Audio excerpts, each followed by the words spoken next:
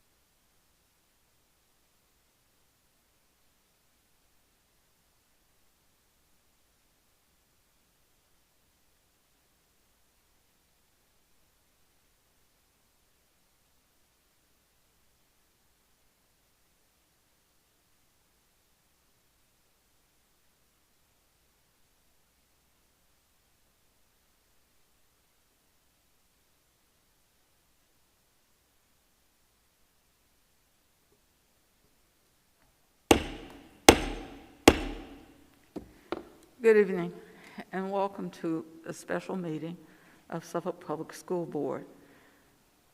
This evening, we are here to hear about our recommended budget for the year. Just a bit of business before we begin. Everyone who enters this room must be masked, and we expect that everyone is socially distanced from persons who do not live in your home with you. We expect everyone to respect that rule, and we appreciate the fact that you will follow those rules for the entire time that you are here. If you refuse to follow that rule, then you are causing a disruption and you will be escorted out of the room. We would like for everyone to be able to remain in the room and hear everything that goes on in the meeting. So we'd like for everyone to get to stay and hear what's going on in the meeting. Please follow the rules. We'd like to have an enjoyable evening, and we'd like for everyone to hear what is going on. Again, everyone must remain masked while they are in the meeting. If you need to step out and get some air, you may do so. Thank you very much. Madam Vice Chair. Madam Chair, I'd like to make a motion that we table the appeal 21/22-2. Is there a second? Second the motion. Madam Clerk. Board members, please vote. Board Member Howell? Yes. Board Member Jenkins? Yes. Board Member Mayo? Yes. Board Member Vice Chair Byram? Yes. Board Chair Brooks Buck? Yes. Motion passed. Thank you.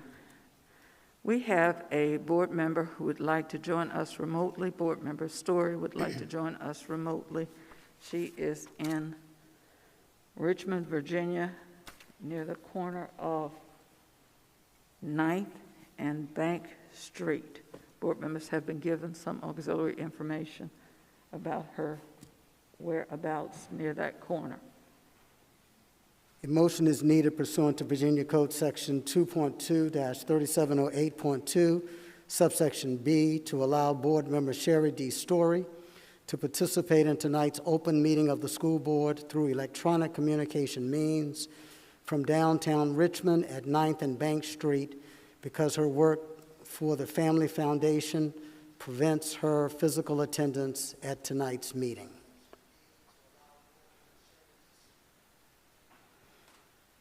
So move. Is there a second? Second. Board Other members, please. questions? I'm sorry. Are there questions? Okay, Madam Clerk. Board members, please vote. Board Member Howell? Yes. Board Member Jenkins? Yes. Board Member Mayo? Yes. Board Member Vice Chair Byram? Yes. Board Chair Brooks Buck? No. Motion passed. Board members, Mr. Littlefield, would you bring Ms. Story into the meeting?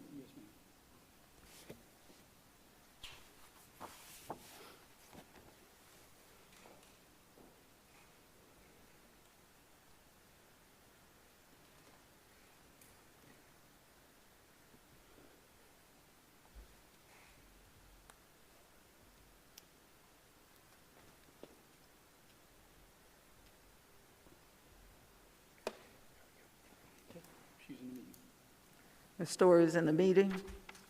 I can see her on the screen. Okay. We are now at the point where the superintendent, Mr. Superintendent, would you move forward with the proposed budget presentation? Yes, thank you, Madam Chair. I'm going to move to the front podium where Ms. Forsman and I will jointly present the proposed budget for 22-23. During the time that I'm making my way to the podium, I want to ask our school board clerk and Ms. Gardner and our assistant clerk, Ms. Hicks, to pass out the budget books to the board members.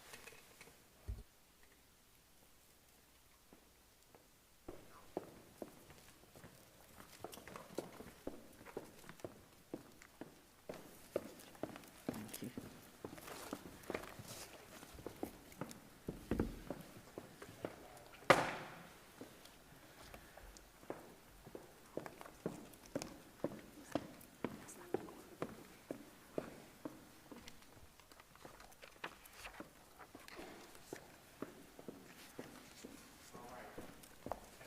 Members of the board, Suffolk Public Schools is very excited to present to you the superintendent's proposed budget for the 22-23 school year. Just as a reminder for a few things, this is our first presentation of the budget. Next month, we will also have an opportunity from public comment from the public. Also, we will then proceed to having the school board take the opportunity to approve the budget. Then we will also move to a potential adoption of the budget after we've seen what the final numbers are coming from the state, as well as voting from City Council. As a reminder, from the Code of Virginia, City Council must vote to our allocations by May 15th of each year. So I just want to have a quick overview for our agenda for tonight for this budget. You know, we're going to continue to use our terminology of investing in Suffolk Public Schools. We think it's really important for us to be able to invest in our staff and our students, our infrastructure and technology. We do need to have a quick overview of Governor Northen's budget. This is an unusual budget year where the outgoing governor actually did his proposed budget in December, and now I'm sure that Governor Youngkin will be able to make some tweaks, put some adjustments on the budget. We probably won't know everything being final from the state level until the month of May. We're going to then review into the specific details from our proposed budget. Thank you to all the board members that participated in our 2x2 sessions so we can give you an outline of today's budget. Our focus investments, we are really, really excited about our new salary scales in order to keep Suffolk Public Schools competitive within the region, and also to detail our increase in operating costs. So I wanted to make sure that everybody understands when it comes to the actual investing in Suffolk Public Schools, we're really looking at 3 areas. And we always believe in starting with our people first, because it's our people that actually make our school division what it is. And that includes our students, our school community, and our staff. We need to talk about infrastructure. This has been a focus for us since I've joined this outstanding team, as well as taking a hard look at our programs. Our investment schedule, just to be clear to everyone, is really based on pandemic recovery.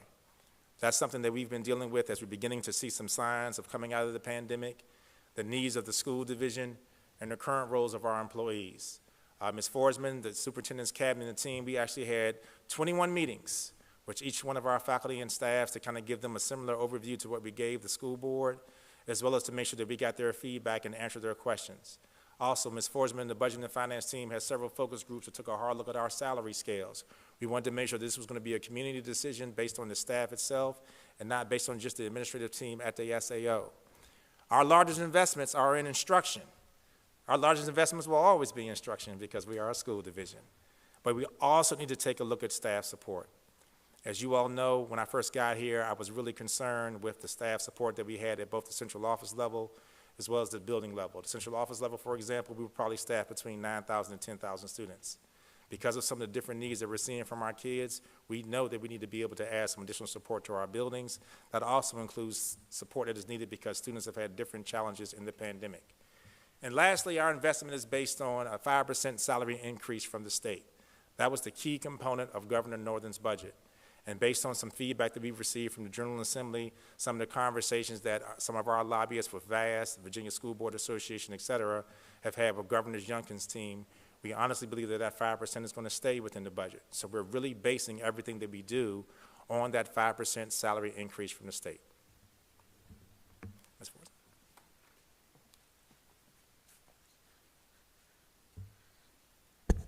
All right, so as Dr. Gordon has said, the entire budget is based on Governor Northen's budget that he presented in December. The state fund increase is $7.8 million, and we do expect Governor Youngkin to make some changes. We don't know what those changes will be, but we do expect some changes. You can see here that here are the areas where they've added on to us. They've at-risk add-on of $2.4 million, early reading intervention of $843,000, preschool initiative, Virginia Preschool Initiative, they added $346,000 to us, basic aid, $267,000. They reduced our special education funding, but that's driven by the December 1 student count, which was down, so that's why there's less there. That does not mean we have funded it less in the budget. It just means the revenue coming from the state is less. The budget also includes that 5% increase that Dr. Gordon has talked about. And if you look at the re-benchmarking, this is a new biennium, they re-benchmark every 2 years.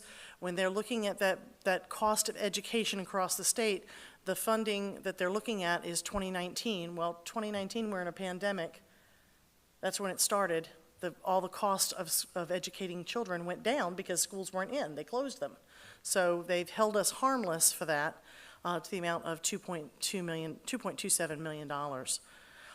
As you know, the grocery tax came to the school division, so taking away that grocery tax would have affected our sales tax money. So they're holding us harmless, and this is our portion of that, $443,000. And then the sales tax estimate increased by $2.7 million.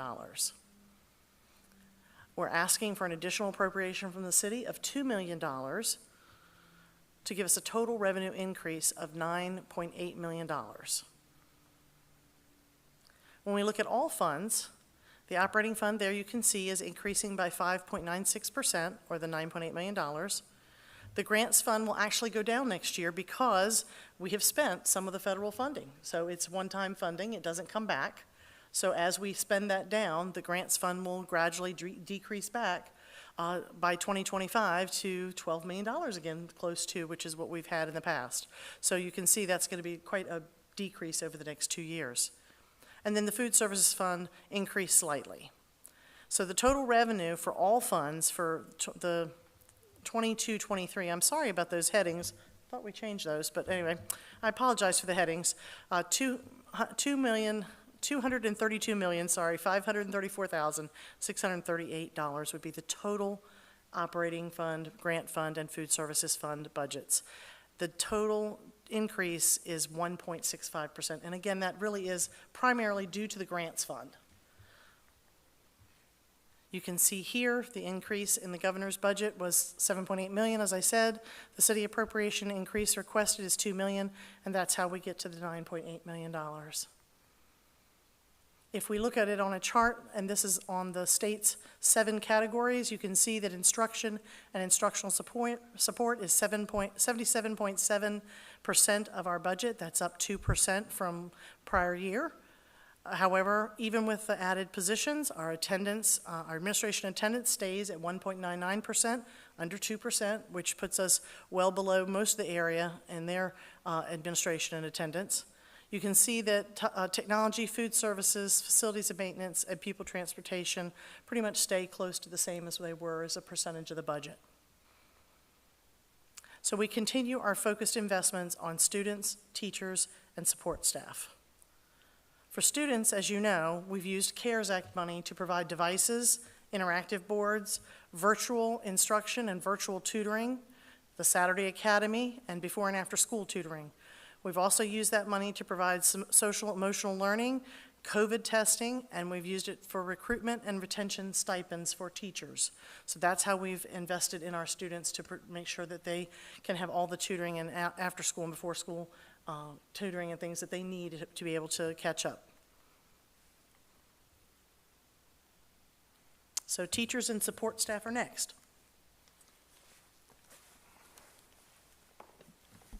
As you all know, and as we discussed in our 2x2 meetings, we've had a huge concern with our teacher salaries since my arrival in October of 2019. And one of the things you see there at the bottom of the slide is that Suffolk Public Schools, when I first got here, we were actually ranked 9th in Region 2 for teacher salaries. And as you can see, we've made a conscious effort every year, regardless of our allocations that we're receiving from the city and from the state, we've made a conscious effort to make sure that we've increased our teacher salaries. So over those 3 years, and now for this year, we've had an increase of $6,000 with a difference of $3,000 in our proposed scales. And one of the things that Ms. Forsman did with our focus groups is we took a hard look at the actual percentage in between steps, as well as to ensure there was no salary compression at the top of the scale. We wanted to reward our teachers that had been here in Suffolk Public Schools for a longer period of time with larger increases. A lot of times when some school divisions have revised salary scales, they actually had larger increases for new staff that was coming in than the veteran staff that had remained. So again, as you can see here, we're looking at another $3,000 salary scale revision for our teacher salaries with equal percentage steps across the board, as well as making sure that we're rewarding our staff that has been here the longest. Next slide. For our support staff, we actually worked with this starting last year. We knew that we had 3 tiers of our support staff, and we actually started with grades 7 through 14 because grades 6 through 6, the money was so low that no one was no longer in those positions. But with the General Assembly's mandate to move to $15 an hour for minimum wage, we decided this past year to move from $8.58 to $13.84 an hour. And our non-phase-in support staff also had a 4% increase because we wanted to be fair. So one of the things that you're going to hear from Ms. Forsman here in these next couple of slides is how we actually are working in other aspects of our support staff for phase 2 and phase 3.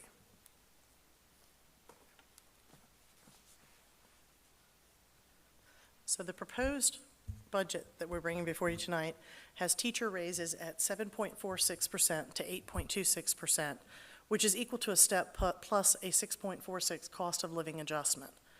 For support staff of Phase 1, those folks that we moved to the pay bands last year, they'll see a 5% to a 5.5% raise, which is a step plus a 4.5% cost of living adjustment. Our bus drivers, which you know for the past 3 years had received about a 14% raise, will see a 5.84% raise next year, which is equal to a step plus a 4.84% cost of living adjustment. And then we made the commitment to them that we would add a step to the bottom of the scale each year until we got that scale to the same number of years as the other new scales that we're putting in place. So this year we'll add year 23 to the years of experience, and the starting salary for bus drivers with absolutely no experience will be $15.30 per hour. The proposed budget also reclassifies several positions. We have a coordinator that will move to director for CTE. Our instructional resource technology teachers will move from 10 and 11 months to 12 months. We have a technician 2 that will move to a technician 3, and a technician 2 that has earned her buyer's license, so she will move into a buyer position. Then we'd like to implement Phase 2, which we had planned on, for the support scale. So that would be grades 8 through 21. And those would have a raise equal to at least 5%. So no one would receive less than 5%. We'd also like to implement Phase 3 to complete the support scale implementation, implement a new professional scale, and implement the new administrator scale.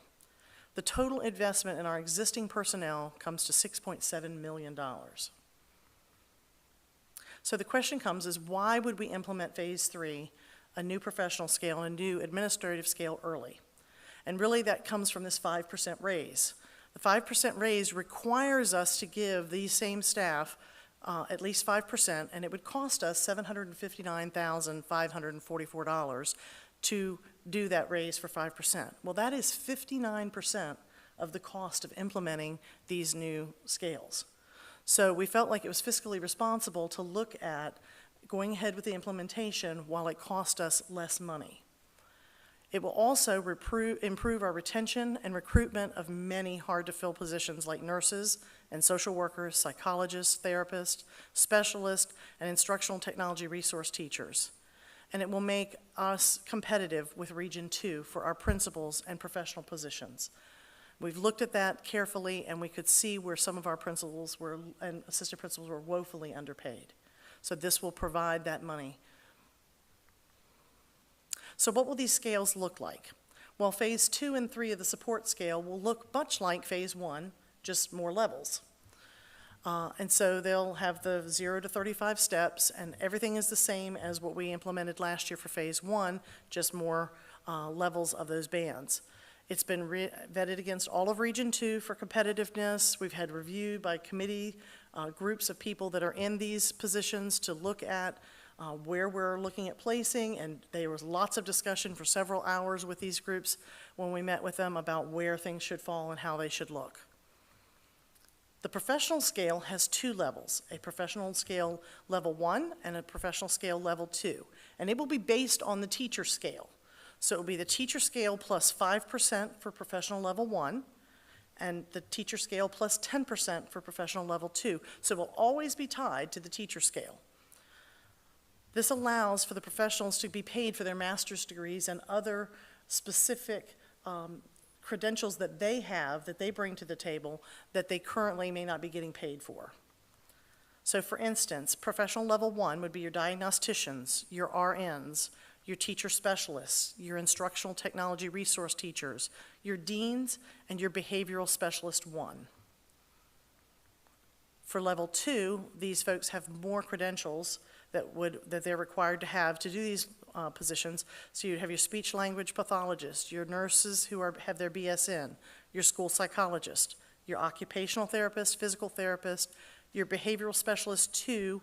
They have a very specific credential, and I would butcher the letters, I'm sorry, I can't remember the letters, but they have a very specific credential at that level. And then your school social workers. Yes, sir. Yes, sir. One of the things that we did when we met with our 21 faculties is we were specific in listing out the employee groups that were parts of each one of the scales for both support as well as for the professional scale that Ms. Forsman just showed you. On our administrative scale, we wanted to try to make sure that we were keeping things consistent with what we were doing with our other scales. So it's set up like the support scale with 35 plus being at the top. And it is going to still be based on years of experience, but we also have those pay bands that Ms. Forsman had talked about. 1% step for between steps for experience up to step 20, 1.5 for 20 to 35. So that goes again to what we previously discussed, how we're actually rewarding our staff that has been here longer with a higher percentage. The teacher scales you can see in parentheses right there is 1% up to step 10, 1.75 for anyone that's been here for 11 years more. So our administrative scale, this is going to be our breakdown, very, very similar to our professional scale with supervisor 1, supervisor 2, based on what they're actually supervising as well as credentials. Our assistant principal at our elementary and middle school level will also be in this group. Coordinator 1, assistant principal high, principal elementary, principal middle, coordinator 2, again, depending on what they're supervising, principal high, director in chief. And one of the notations you see there at the bottom is you would have assumed that because when we started in 2019 that the administrative scale would have been 9th out of 11 school divisions in the region. It actually was 10th. So that actually goes to Ms. Forsman's point of saying that our administrators were severely underpaid, but it also talks to you a lot about the loyalty of the people that we have here in Suffolk Public Schools. So this order that you're seeing right here on the administrative scale is going to be aligned with the teacher scale, but it's also the order of our lowest paid administrators to our highest paid administrators, with our chiefs being the last. Next slide. So we wanted to clean this up. One of the things that we saw in looking at our professional scale, and I mentioned this to the board members in our 2x2s, it was a little bit convoluted. It was kind of hard to follow. So supervisors were paid on 6 different levels, and how was that justified? There were 5 different levels of administrative grades. We want to really be able to take the subjectivity out of this and be able to have applied metrics based on degrees, credentials, and years of experience. The scales with steps unrelated to years of experience.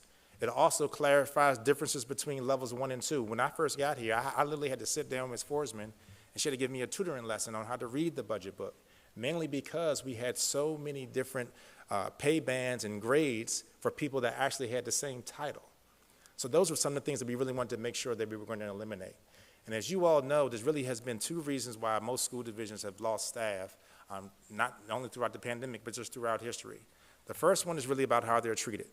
Well, we know that our people, based on the results that we got from our climate surveys, our staff is overall happy here in Suffolk Public Schools. They are also looking for opportunities for professional growth. That also plays a role, looking for support. But the second thing is how much money they are making. We've had situations where we know that we've lost staff to other school divisions because they could leave here, have the same job title, and make $10,000 and $20,000 more. That is our goal in trying to eliminate this right now. We're going to be competitive for Region 2 for administrative salaries, for both retention and recruitment. These are some of the things that we've talked about in board members. These are some of the things that we've actually had public comment about. What are we doing to recruit and retain people? Well, we had this plan in place based on the feedback that we were getting from our current staff, as well as for people when they met with Dr. Brand in the Human Resources Department during their exit surveys.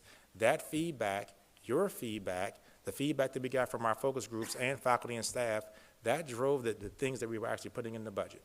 Next slide. So specifically, we want to be able to break down and itemize the proposed positions that we're looking for to add in our 22-23 budget. 10 teachers, 6 at the secondary level, 3 specialists, 1 for our new Center for Performing and Production Arts.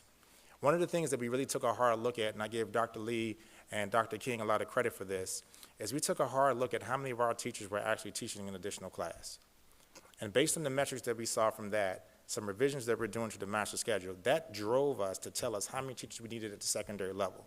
Plus trying to do away with greater opportunities for kids to take more electives so they can have greater chances for advanced diplomas in the next course in their sequencing.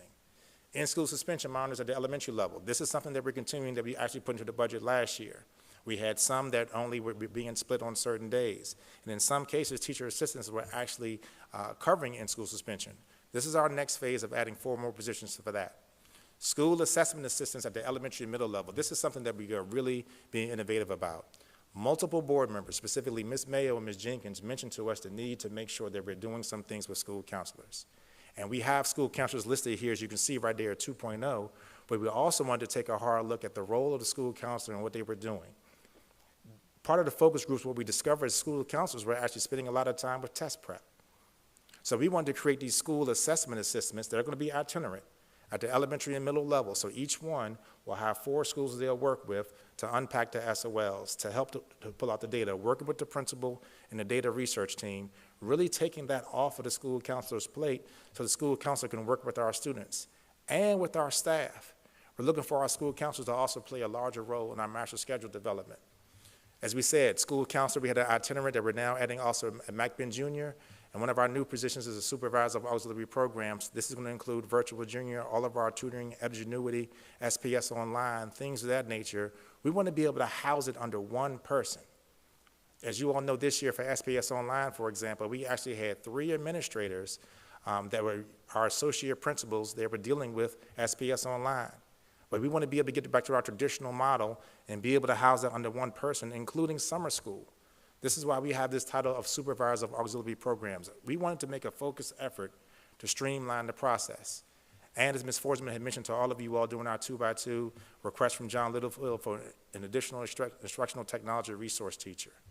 With the amount of technology that we put into the classroom, with the expectations that we have for Google certification, and the outcome and products that we're seeing from our students, we wanted to make sure that we had enough support staff in place. When we're putting active boards in every classroom, when we're making sure that all of our kids have Chromebooks, this also means you need to be able to increase the support. We're doing that by continuing to phase in with adding more instructional technology resource teachers, and I can give you all foreshadowing, I'm going to add more next year. These are the things that we really need to do in order to make sure both our students and our staff are successful. The chief of schools position, we're going to talk about that in a slide a little later on. This is going to be a position I'm going to ask you all to vote on in March 10th.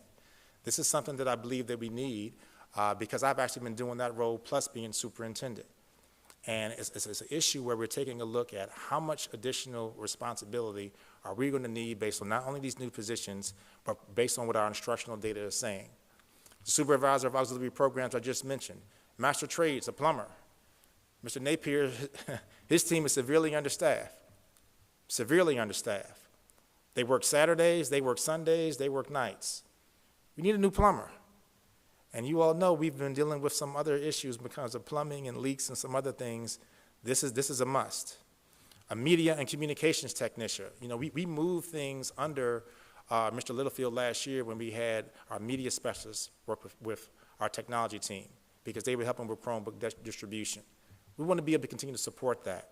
We want to be able to make sure that our media specialists can actually get back to doing some of the lessons that they're doing as well.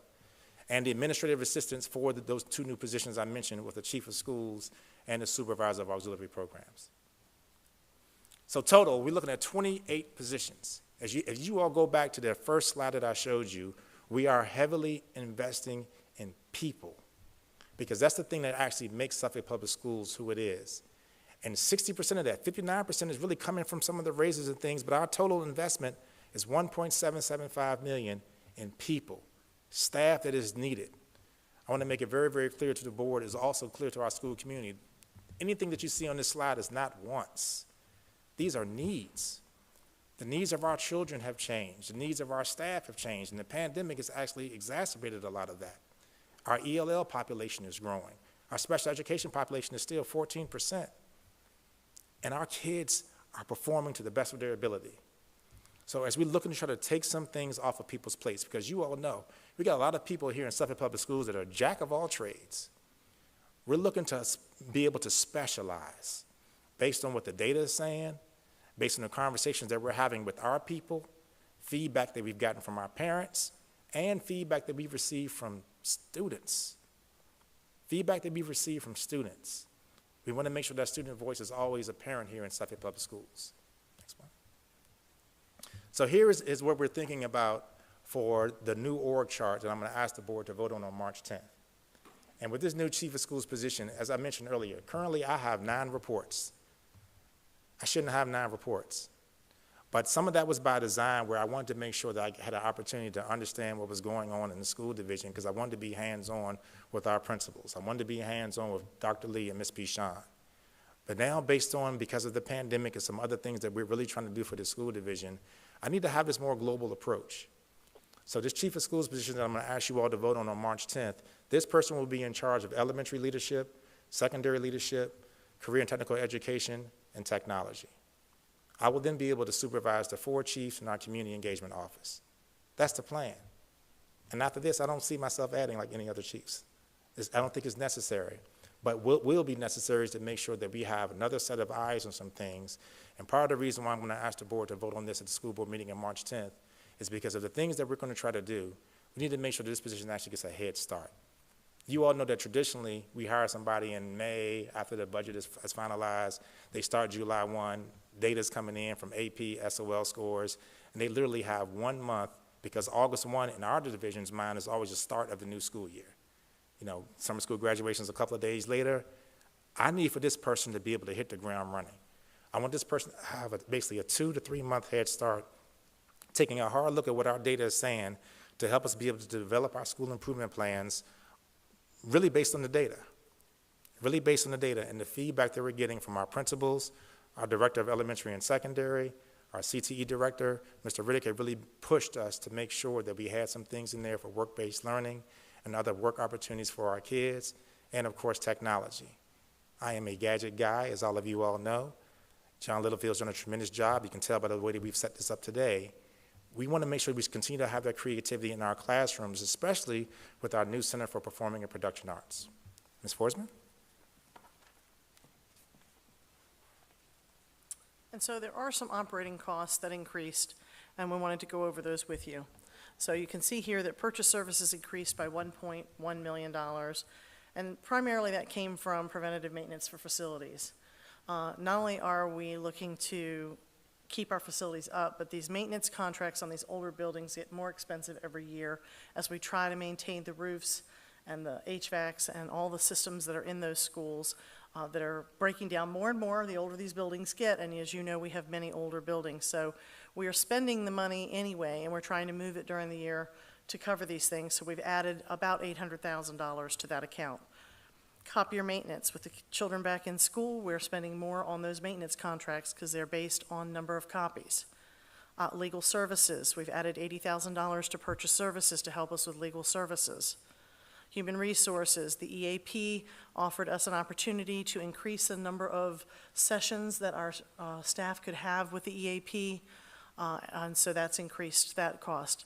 The cost of audits and actuary reports and the cost of the consultant for our benefits have all gone up this year as we try to keep up with the rising cost and inflation around us. Materials and supplies increased by $192,538. Athletics, we have an allocation for each middle school and high school for uniforms and for equipment that is needed to be replaced. Facilities, the cost of paper has gone sky high. We have tried to buy our paper in big bulk and in advance to be able to mitigate some of those costs. But 2 years ago, we were paying about $21 a case. We are now paying in excess of $36 a case per case of paper, even when buying it in bulk. It is just really, the inflation on that stuff is just awful. We have a dedicated allocation for each school for ebooks and replacement books for media. So we had a request from the board to do that, and we've added that to this budget. School allocations themselves, we've increased 10% in order to provide more allocations to the schools so that they have more operating money to provide for their teachers. And then there's some miscellaneous increases and decreases that come up to about $54,886 in smaller accounts, for a total of $1.3 million that are the operating cost increases. So you can see here our investments, our existing personnel raises $6.7 million, added teachers and support $1.775 million, and then operating costs $1.3 million, which comes up to $9.8 million, the same as the revenue for a balanced budget. So now we'll entertain any questions the board has.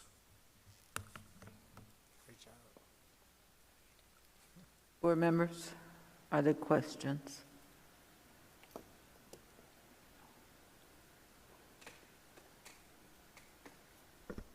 Board Member Jenkins. I just want to say I am happy to see the budget that you put together. When we had our 2x2, I had a ton of questions, and I asked all my questions, and you answered all my questions, so I have none tonight. Thank you. Thank you. Board Member Mayo, do you have questions? No, I don't have any questions because, like Board Member Jenkins had a very successful 2x2 session with the superintendent and Mrs. Forsman.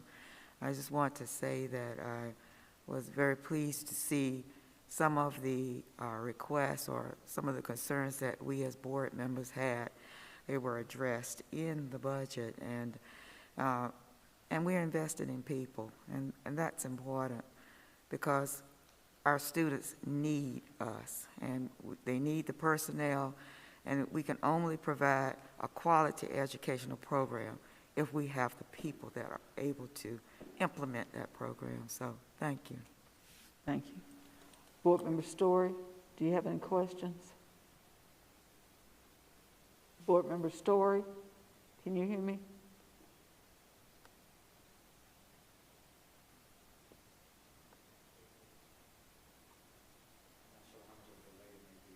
Okay. Board Member Story? Sherry? Can you hear me? Can you hear me? She says she can't hear me, Mr. Littlefield.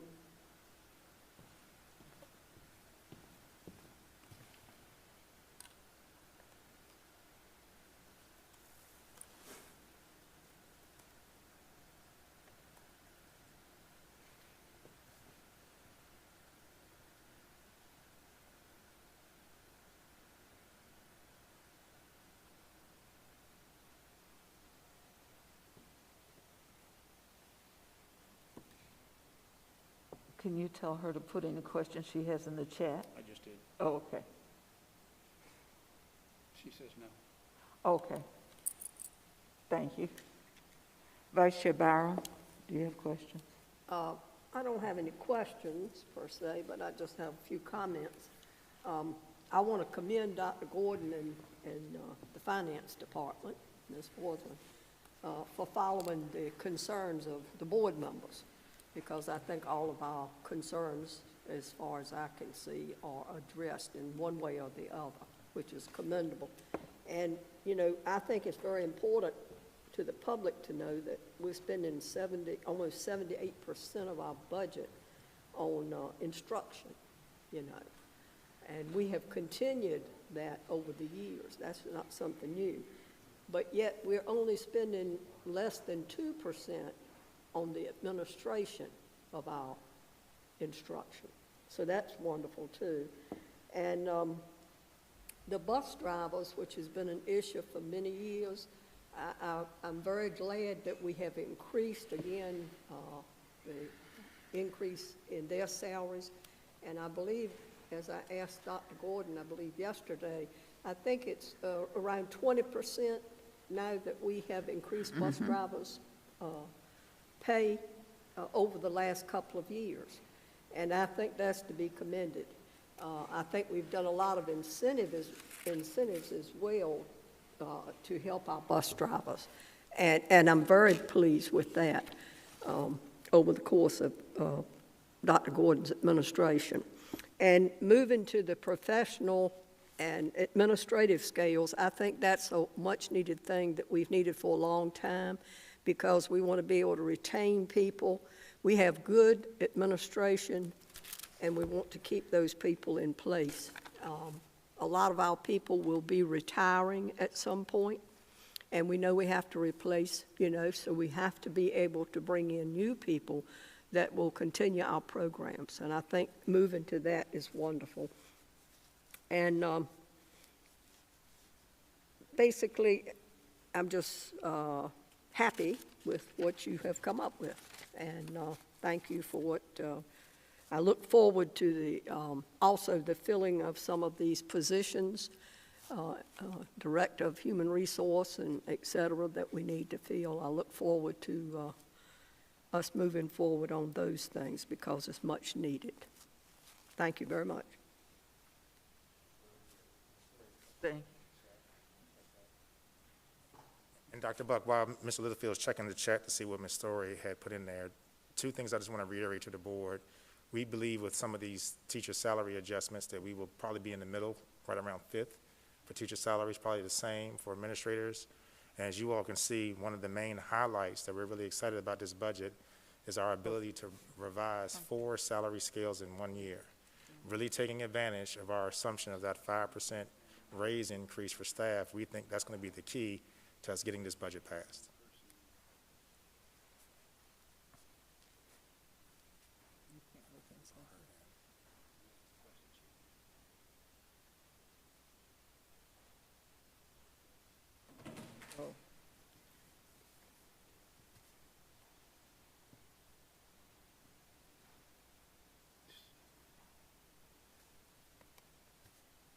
She's looking to somebody else.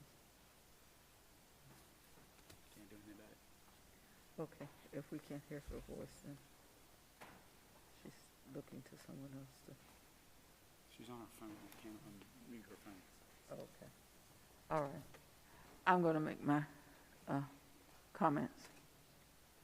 Is someone else? Ms. Howell?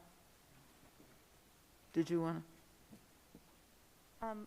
As I said to Dr. Gordon and Ms. Forsman earlier, I'm thankful for your patience with me, and I'm sure that I got a little bit more detail because I required a little bit more detail today. So I'm just thankful for your willingness to explain things, even though I'm sure you've explained them 1,000 times before. And I'm excited to see the teacher support in there. I know it's needed. Thank you all. And I want to just say ditto to all the things that everyone else has said. But I also want to say I'm very happy over the years since I've been on the board and even working with the Pupil Personnel Committee, we've seen a major need for the elementary ISS program. I'm looking forward to that kind of support because as we looked around, as we had that committee over the years, we looked around for what we could do with young children who were having difficulties, and we didn't want them to go home. We wanted to try to keep the children in school and work with them, so I'm happy to see that. I'm happy to see that the state is kicking in to give us some money for early childhood programs. Hopefully we can partner with our private entities so that we can get some funds to expand those programs because we always have a wait list, and I just want to see some things done with our children. If we begin at the beginning, we won't have as many problems as we have later on, as many challenges as we have later on with the children. So I'm looking forward to that, and I'm really excited about our ability to do something for our professional staff members because you're right, they are hard to get. And our nurses did an outstanding job with our shots. I talked about them in comparison to other things that were done in other cities around, and they just did a marvelous job when they were giving the vaccinations. And when I told other people in other cities how we did it, I mean, we were really a model, and they just did an outstanding job of what they did. And I can't say enough positive things about what they did and how they did it and how professional they were. I want to say thank you to you all and to all of our staff members. We have always pushed for higher salaries for people because they do work. And when you come to work and you work full-time, you should not need the support of social services. When you work 40 hours a week and more, like our staff people do, you should not need to get the support of social services. So I am so happy that we are able to raise the bar for people who work in Suffolk. And I just want to say thank you all for what you've done, what we've done together.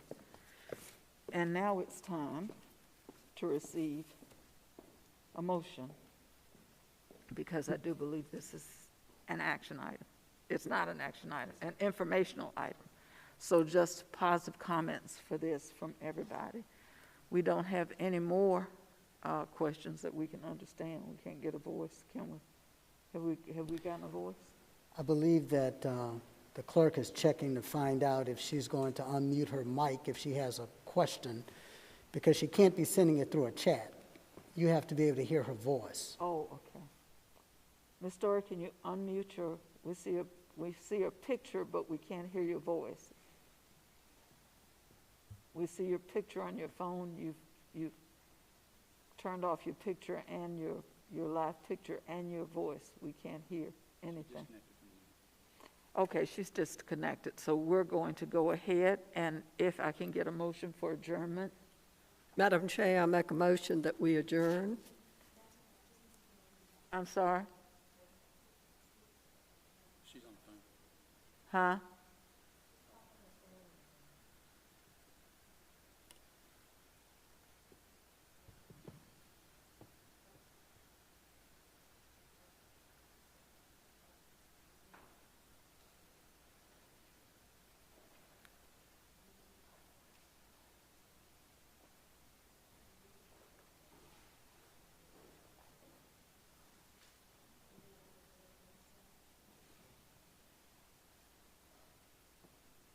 Is there a question?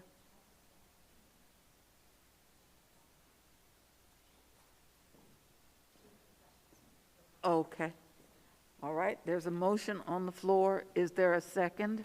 Second. It's Second. been moved and seconded that we adjourn. Madam Clerk. Board members, please vote. Board Member Howell? Yes. Board Member Jenkins? Yes. Board Member Mayo? Yes. Vice Chair Byram? Yes. Board Chair Brooks-Buck? Yes. Motion passed. Thank you so much, everybody. We are adjourned.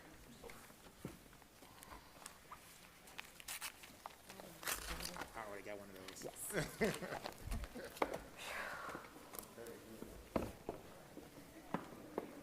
Virtual meetings are never easy. Never easy. Pretty if I had attended when I was sick. Tasha, I'm gonna end this. Are you okay?